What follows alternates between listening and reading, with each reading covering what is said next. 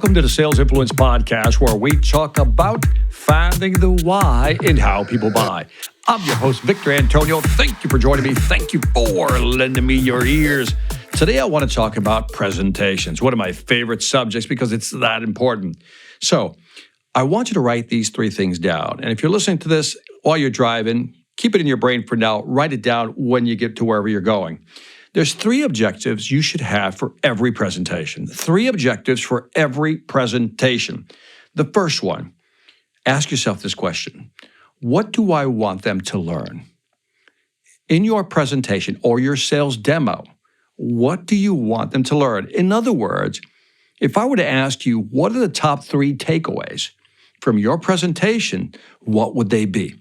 What would be the three things that you would say, Victor, if you don't remember anything else, just remember these three things. What are those three things? Because that's where your presentation comes from. Those are the three columns of a great presentation. Then that's what you want them to learn. Number two, what do you want them to feel? Oh, I know it sounds a little touchy-feely. I know what you're thinking. Vic, that's a little touchy-feely, and you're not like that. I'm not talking about touchy-feely. What do you want them to feel? For example, maybe you want them to feel a sense of urgency, like you need to do this. This is something that you have to execute on. What would be that feeling you want to leave them with? Is it a feeling of I'm falling behind? Is it a sense of urgency? Is it a sense of we need to catch up? Whatever it may be and whatever form it takes, what do you want them to feel? Think of your past presentations. What did you want them to feel? I ask this question a lot, and people just kind of give me that blank look like, what do you mean, what do I want them to feel? What do you want them to feel? Because if I know what I want them to learn, I can build my presentation around that. That's the logical side of the brain, right? The left side of the brain, right? The logical part, the prefrontal cortex. But now, what do I want them to feel? That's the right side of the brain that hits the amygdala, that reptilian brain, that sense of urgency, that passion, that emotion that stirs them. And then the last thing is an obvious one, which I'm sure you do already, is what do I want them to do? What is your call to action? Do you have it clearly defined? You'll be amazed at how many salespeople don't have a clearly defined call to action when they get to the end of the presentation. I would suggest to you that you build your presentation in reverse, almost like reverse engineering it.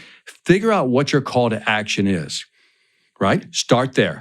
What's your final call to action? What are you going to ask for at the end of the presentation? Then work backwards, building your top three takeaways, and then whatever that feeling is, and then build your presentation around that. Because if I know what I want them to learn, I want them to learn these three things. These are the big three that differentiate us from our competitors.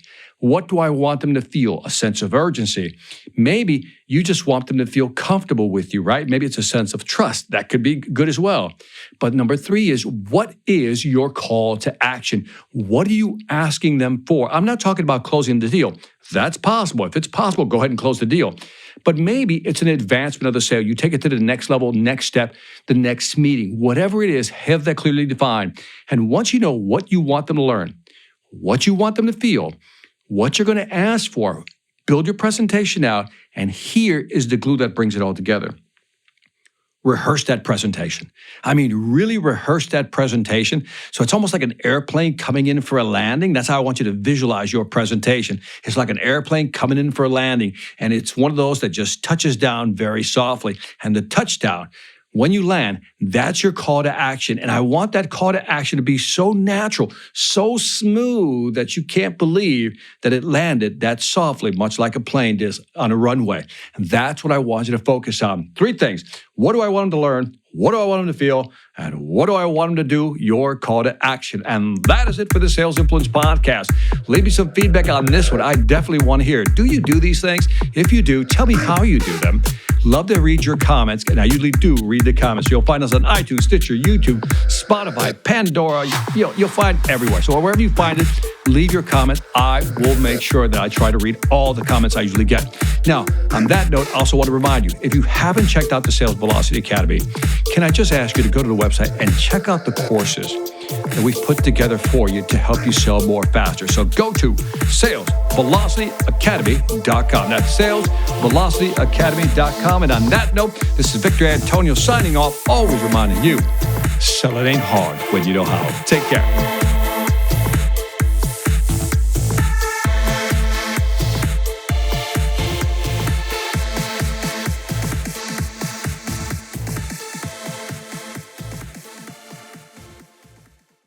Hi, I'm Victor Antonio. I'm an author, sales trainer, and keynote speaker.